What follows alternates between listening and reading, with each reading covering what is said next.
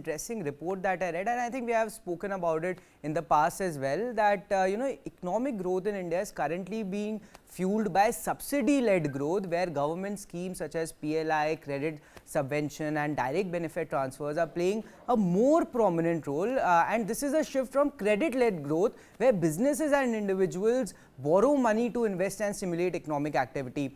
I mean, this sounds like a problem to me, Kranthi, because I'll tell you what, we know that the government is looking towards fiscal consolidation, so they'll probably tighten their coffers post-election. Also, private capex has just not picked up. I mean, this could create a sort of a vacuum.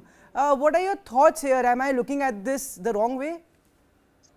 Not exactly, Suyash. There is looking at the things half empty, or you are looking at the other side of the coin. But one thing we need to take is to stimulate the economy, to keep the pace of the growth. The government can take different kind of measures, okay, increasing the capex, and state governments can take the measures to increase the subsidies on various things, and also the direct transfers also helps the economy to keep the economy to boost. So here, the one issue one need to look forward is what quantum these stimuluses are coming and what quantum the direct benefits are going. So we need to take all these things into consideration. Overall, if the economy is doing on a positive note, at some point of time, we don't have again here, if there is anything extra, anything get into a frothy situation, anything get into a bubble situation, boosting too much of the liquidity also sometimes creates a froth in the economic growth cycle is concerned. So at this point of time, I don't think so. We don't have any such kind of bubble-like situation in the economy. The growth is at a track, and definitely, as you mentioned, when the private cycle credit is going to take place, definitely it follows the credit growth cycle is going to take place in the coming quarters. We can expect both the capex from the state and also from the private companies that will the corporates also increasing their boosting the spending is concerned over a period of time. So I don't think so. Yes, your data is correct, what you mentioned is, but I don't think so. There are no excesses in the economy right now, and our CAD is under control. And one way, Suyash, we need to take into cognizance the increase in the tax income for the government. One is the advance tax collections have been going up, the indirect tax income is going up, the GST has been month on month going up, and also the direct tax collection also going up. So the economy, the shape of the economy is in a perfect state at this point of time. That's where we are deriving the 7 to 8% growth projections. We are not in a territory where China is to climb. They are going about 10% growth rate.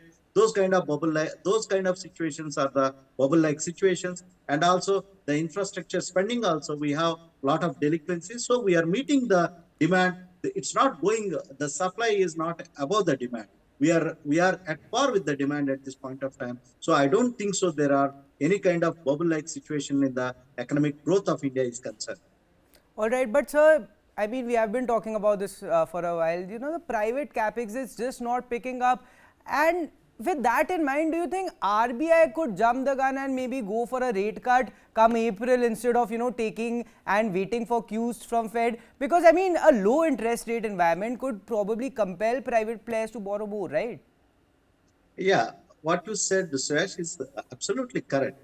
But there are certain things one need to maintain the currency, and the inflationary kind of situations also extremely important for the RBI. And also the inflation should be under control.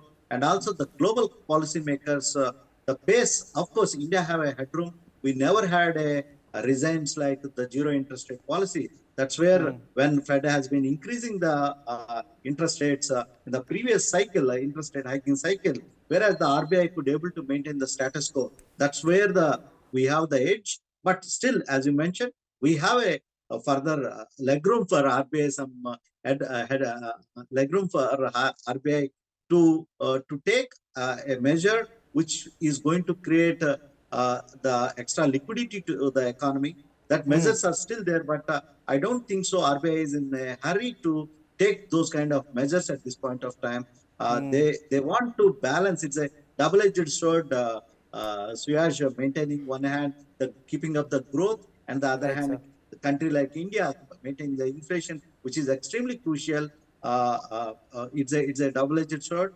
So the RBI, well, I don't think so. RBI also not in a hurry to take measures to increase the pace at this point of time.